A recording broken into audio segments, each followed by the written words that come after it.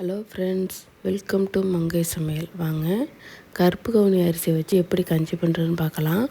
நான் ஒரு கிளாஸ் கருப்பு கவுனி அரிசியை நாளே ஊற வச்சு வச்சுருக்கேன்.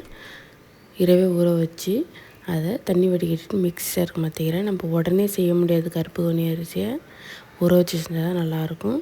நான் குறன்னு அரைச்சி எடுத்துக்கிறேன். அதை கஞ்சி செய்கிற பாத்திரத்துக்கு மாற்றிக்கிறேன். அதில் 5 பல் பூண்டு, 1 ஸ்பூன் சீரகத்தை நசுக்கி சேர்த்துக்கிறேன்.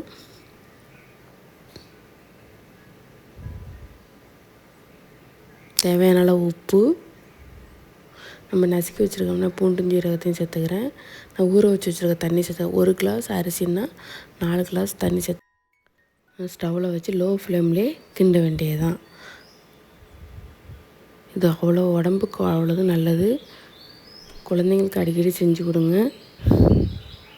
மார்னிங் ஹெல்த்தியான ஒரு பிரேக்ஃபாஸ்ட்டுக்குள்ளே கஞ்சாக இருக்கும். கஞ்சி வெந்துட்டு இந்த கஞ்சி ஆறுனத்துக்கு பாடு நான் தேங்காய் பால் ரெடி பண்ணி வச்சுருக்கேன். தேங்காய் பாலை சேர்த்துக்கலாம். இந்த கருப்பு கவுனி அரிசி அவ்வளோதும் உடம்புக்கு நல்லது. வாரத்துக்கு ஒரு வாட்டி செஞ்சு கொடுங்க.